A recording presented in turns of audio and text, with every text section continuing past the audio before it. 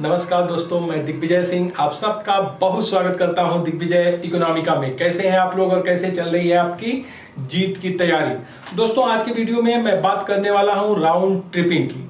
इसको treaty shopping भी कहते हैं। मैं आपको बताऊंगा कि राउंड ट्रिपिंग के माध्यम से किस तरीके से मनी को व्हाइट किया जाता है। और ये जो है कॉन्सेप्ट मैं देखता हूं यूपीएससी एग्जाम में पूछा गया है, मेंस में और कई कॉम्पिटिटिव एग्जाम में लगातार पूछा जाता रहा है। तो पूरे वीडियो को बिल्कुल लास्ट तक देखिए और दिग्विजय इकोनॉमिका को अब तक अगर सब्सक्राइब नहीं किए तो दिग्विजय इकोनॉमिका को सब्सक्राइब करिए ताकि इकोनॉमिक रिलेटेड सबसे ऑथेंटिक मटेरियल और वीडियो आपको मिल सके। इकोनॉमिक्स का मतलब दिग्विजय इकोनॉमिका। दोस्तों कल के वीडियो में मैंने आपसे बात की थी कि लगातार अगर पिछले 20 वर्ष में आप एवरेज देखिएगा तो मॉरिशस से लगभग 33% एफडीआई भारत में आया है। एवरेज अगर आप 2000 से 2020 तक देखें तो भारत में जितना भी एफडीआई इनफ्लो हुआ है उसका 33% सिर्फ मॉरिशस से हुआ है। दोस्तों अगर आप 2000 से लेकर 2010 या 11 तक देखिएगा तो जितना भी एफडीआई भारत में आया है उसका लगभग 40% सिर्फ मॉरिशस से आया है।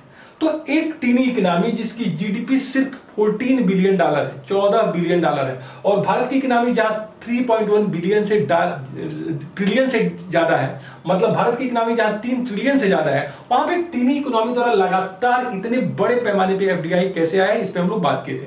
दोस्तों मैंने कल आपको बताया था कि एक्चुअली जो मॉरिशस में एफडीआई भारत में आ रहा है मॉरिशस से, वो मॉरिशस का एफडीआई नहीं है, बेसिकली मॉरिशस से एफडीआई है। इसका मतलब यह एक रूट है जिसका अनुसरण बहुत बड़े पैमाने पे मल्टीनेशनल्स करते हैं, इन्वेस्टर्स करते हैं। और उसका रीजन ये है कि मॉरिशस और भारत के बीच डबल टैक्स अवॉइडेंस ट्रीटी है जो कहता है कि दोहरा कर नहीं लगेगा, और ऐसे में जो long run capital gain tax होता है वो उनको भारत में पे नहीं करना पड़ता है, वो मॉरिशस में पे करते हैं। और चूंकि मॉरिशस एक टैक्स हेवंस है इसलिए वहां पे जो टैक्स की रेट है वो बहुत ही मिनिमल है, बहुत ही लो है।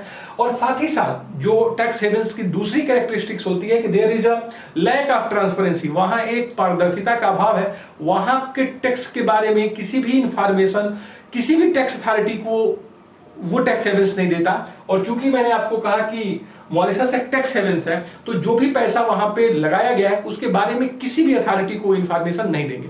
इसलिए मैं ये आपसे बता रहा था कि बहुत बड़े पैमाने पे जो रेस्ट ऑफ द वर्ल्ड के मल्टीनेशनल्स हैं, इन्वेस्टर्स हैं, वो बेसिकली मॉरिशस रूट के माध्यम से भारत में पैसा इन्वेस्टमेंट करते हैं ताकि उनको कैपिटल गेन टैक्स से मुक्ति मिल जाए और बड़े पैमाने पे टैक्स से बेनिफिट उठाने के लिए वो इस मार्ग का अनुसरण करते हैं। क्योंकि अभी देखिए इस नियमों में थोड़ा सा संशोधन हो चुका है भारत और मॉरिशस के बीच, जो लगातार ये आ रहा था एफडीआई, उसमें जो है 2016 में आप देखेंगे संशोधन हो गया है। इसलिए अब जो है केमन आइलैंड एक बड़ा हमारा जो है इनफ्लो का एक सोर्स सिद्ध हो रहा है। बहुत बड़े बड़े पैमाने पे एफडीआई अब आप देखेंगे कि केमन आइलैंड से आ रहा है। तो इन सभी मुद्दों के ऊपर हम इस पे विस्तृत चर्चा करेंगे। सबसे पहले मैं बात करता हूं राउंड ट्रिपिंग की या फिर ट्रिपिटी शॉपिंग की। अब राउंड ट्रिपिंग क्या है? देखिए राउंड ट्रिपिंग जैसा कि इसके शब्द से ही लग रहा है कि किसी ट्रिप को जहां से हम शुरू करें वहीं पे फिर खत्म करें। मतलब अगर कोई व्यक्ति या मनी एक जगह से दूसरी जगह जाए और फिर वो अपने पहले जगह पे जहां से वो गया था वहीं वापस आ जाए तो इसको हम राउंड ट्रिपिंग कहेंगे। ऐसा राउंड जिसको ट्रिप किया गया। दोस्तों जैसे मान लीजिए कि भारत में कोई व्यक्ति है या फिर कोई निवेशक है, अगर वो भारत से आके मॉरिशस में एक कोई सेल कंपनी खोल लेता है। सेल कंपनी का मतलब क्या होता है दोस्तों? सेल कंपनी एक ऐसी कंपनी होती है जो सिर्फ पेपर पे एग्जिस्ट करती है, जिसको आप फेक कंपनी भी कर सकते हैं। और बहुत आसानी से आप मॉरिशस में जाके सेल कंपनी या fake company on the paper खोल सकते हैं, $1 में खुल जाता है। तो अगर मान लो कि इंडिया का कोई इन्वेस्टर जो चाहता है कि मैं टैक्स गेन करूं तो अपने पैसे को इंडिया से राउंड ट्रिप करेगा और क्या करेगा, अपने इन्वेस्टमेंट से यहां पे एक कंपनी ओपन कर लेगा और इसी कंपनी का पैसा फिर इंडिया में लेके चला जाएगा। तो दोस्तों यहां पे वो एफडीआई के रूप में काउंट हो जाएगा और किसी तरह का कैपिटल गेन टैक्स उसके ऊपर नहीं होगा। इसका मतलब मान लो कोई कंपनी 2015 में और 2018 के बीच 500 करोड़ रुपया जो कैपिटल असेट्स जनरेट करती है, तो वो जो कैपिटल असेट्स जनरेट हुआ है, कैपिटल गेन हुआ है, उसके ऊपर कोई टैक्स नहीं लगेगा। तो भारत के बड़े बड़े इन्वेस्टर्स, भारत की कंपनियां जिनको लगता है कि हमको धोखाधड़ी करनी चाहिए, हमको टैक्स में चोरी करना चाहिए, टैक्स एवेजन करना चाहिए। ऐसे में वो राउंड ट्रिपिंग के माध्यम से बड़े पैमाने पे मॉरिशस में पैसा लगाएंगे और वहां पे कंपनी खोल लेंगे और उस कंपनी के पैसे को फिर इंडिया में लेके चले आएंगे। इसी को आप राउंड ट्रिपिंग कहेंगे। राउंड ट्रिपिंग सिर्फ ये इंडिया में नहीं हो रहा है, रेस्ट ऑफ द वर्ल्ड में बहुत से ऐसे देश हैं जहां राउंड ट्रिपिंग होता है और बड़े पैमाने पे उन देशों की इकोनॉमी पे टैक्स लॉस होता है। अमेरिका का सबसे ज्यादा टैक्स लॉस हुआ है। अगर आप देखेंगे कि एक एस्टिमेट किया गया कि कम से कम यूएस इकोनॉमी को $12 ट्रिलियन का नुकसान हो चुका है इस तरह के राउंड ट्रिपिंग से। तो दोस्तों भारत में भी बड़े पैमाने पे नुकसान होता रहा है इस मॉरिशस के माध्यम से। टैक्स जो ये ट्रीटी स्वैपिंग या राउंड ट्रिपिंग होता है, बड़े पैमाने पे भारत टैक्स कलेक्ट नहीं। इसीलिए देखिए कहा गया कि अब हम इस नियमों को संशोधन करेंगे। जो डबल टैक्स अवॉइडेंस ट्रीटी है भारत और मॉरिशस के बीच, मैंने कहा कि डबल टैक्स अवॉइडेंस ट्रीटी सिर्फ भारत और मॉरिशस के बीच नहीं है, लगभग 80 ऐसे देश हैं जिसके बीच डबल टैक्स अवॉइडेंस ट्रीटी है। लेकिन भारत ने यह कहा चूंकि बहुत बड़े पैमाने पे इस मॉरिशस रूट का जो है इन्वेस्टर यूज कर रहे हैं, इसलिए जो है हम डबल टैक्स अवॉइडेंस ट्रीटी को समीक्षा करेंगे, रिव्यू करेंगे और अगर जरूरत पड़े इसमें अमेंडमेंट किया जाए ताकि जो भारत को जो नुकसान हो रहा है उसको कम किया जाए। 2016 में आप देखेंगे इसमें जो संशोधन हुए हैं वो इस तरह से हुए हैं। देखिए क्या संशोधन हुआ है, जिससे मैंने कहा कि अब अगर आप देखिएगा तो उतने बड़े पैमाने पे जो फ्लो है वो नहीं हो रहा है मॉरिशस से और केमन आइलैंड और नए नए डेस्टिनेशंस खुलते जा रहे हैं। जैसे मान लो कि कोई इन्वेस्टर्स है और वो भारत के कंपनी में इन्वेस्टमेंट करता है मॉरिशस के माध्यम से, इंडिया कंपनी में इन्वेस्टमेंट करता है, इंडिया कंपनी में इन्वेस्टमेंट करता है, इंडियन कंपनी में इन्वेस्टमेंट करता है, उसके शेयरों को खरीदता है।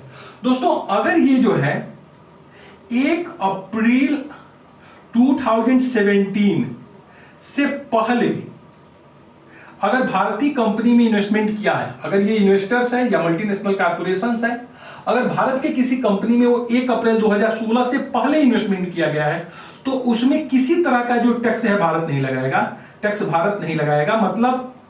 लगाएगा, मतलब पूर्व अर्थव्यवस्था लागू रहेगी। इसका मतलब वो जो टैक्स पे करेंगे वो मॉरिशस में ही टैक्स पे करेंगे। जो पूरी की पूरी जो प्रक्रिया है इसमें किसी तरह के चेंज नहीं हुए हैं। अगर वो 1 अप्रैल 2017 से पहले भारत में किसी भी कंपनी के शेयरों को खरीदा है।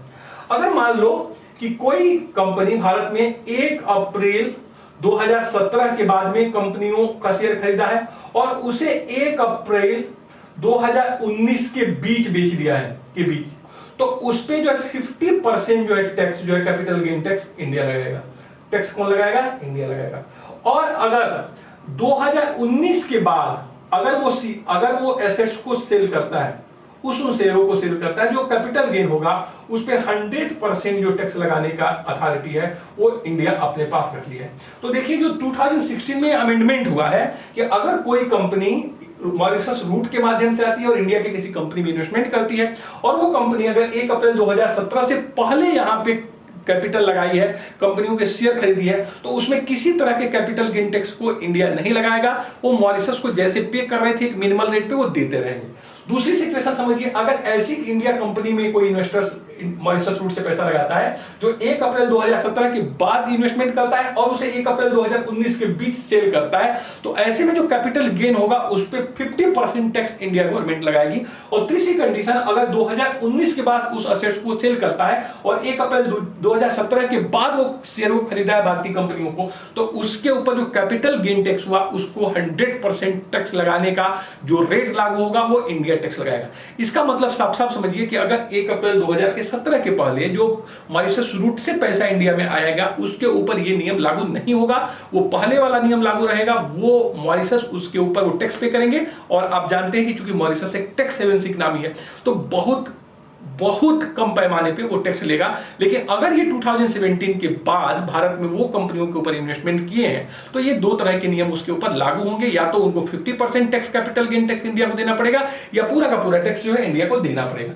दोस्तों ये जो ट्रीटी स्वैपिंग है या फिर राउंड ट्रिपिंग है, इसमें बड़े पैमाने पे ब्लैक मनी को व्हाइट मनी में कन्वर्ट करने के लिए इसका प्रयोग किया जाता है। इसके लिए देखिए दो चीजें कर सकते हैं, या तो हम ऐसे इकोनॉमी में जो टैक्स हेवन्स है और जिससे भारत के साथ डबल टैक्स अवॉइडेंस ट्रीटी है वहां पे या तो हम एक फेक या फिर सेल कंपनी खोलें जो ऑन द पेपर हो और अपने पैसे को वहां लगाएं और फिर उसी पैसे को एफडीआई के फॉर्म में इंडिया लेके चले आए, तो आप जो है टैक्स से बच जाते हो। या एक दूसरा चीज भी हो सकता है कि आप उस इकोनॉमी में जो कि टैक्स हेवन्स है वहां पे आप जाके वहां पे रेजिडेंट्स वहां के बन जाइए और उसके बाद उसके पैसे को लेके यहां आइएगा, तब भी आपके ऊपर टैक्स नहीं लगेगा।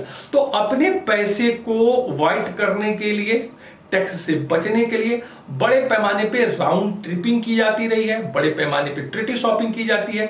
इसके ऊपर इंडिया गवर्नमेंट की पैनी नजर है और ये जो है गवर्नमेंट के ऊपर है कि इस तरह के नियमों को बनाए, इंप्लीमेंट करें, जिससे इस तरह का जो टैक्स लॉस है वो इंडिया में रुक सके। दोस्तों सबसे बड़ी बात यहां पे यही है कि इस तरह के जो भी फेक कंपनियां, सेल कंपनियां खुली जाती हैं, जो राउंड ट्रिपिंग होता है, उसमें सबसे बड़ी जो पार्टिसिपेशन है वो यहीं के लोगों का है। अपने ही पैसे को किस तरीके से ब्लैक में व्हाइट में कन्वर्ट किया जाता है, उसका एक तरीका हो गया। तो दोस्तों इस वीडियो में काफी हमने सीखा कि राउंड ट्रिपिंग क्या है, ट्रिटी शॉपिंग क्या है, और जो मॉरिशस और इंडिया के बीच जो ट्रीटी है, जो डबल टैक्स अवॉइडेंस ट्रीटी, जो उसमें चेंज हुए उसके ऊपर भी हमने ध्यान दिया। तो दोस्तों अपना बहुत ध्यान रखिए। कोविड के समय में कोविड प्रोटोकॉल का पूरा पालन करिए। आप स्वस्थ रहिए। अगर आप स्वस्थ रहिएगा, मेंटली फिट रहिएगा, तो किसी भी चैलेंज से आप लड़ रहिएगा, आप किसी भी चीज को सीख लीजिएगा, कुछ भी पढ़ना है पढ़ लीजिएगा। लेकिन सबसे बड़ी बात है कि अपने आप को स्वस्थ रखिए, अपनों को, अपने माता पिता को बहुत ख्याल रखिए। एक नो डाउट एक खराब सिचुएशन चल रही है, एक ऐसी घड़ी चल रही है जिसपे हम लोग डिस्टर्ब है, लेकिन फिर भी अच्छा लड़ाकू वही है जो प्रतिकूल समय में भी अच्छा परफॉर्मेंस करे। हम अच्छा परफॉर्मेंस करेंगे, हम बहुत अच्छा करेंगे। Thank you so much for watching Digvijay Economica. God bless you dear friend.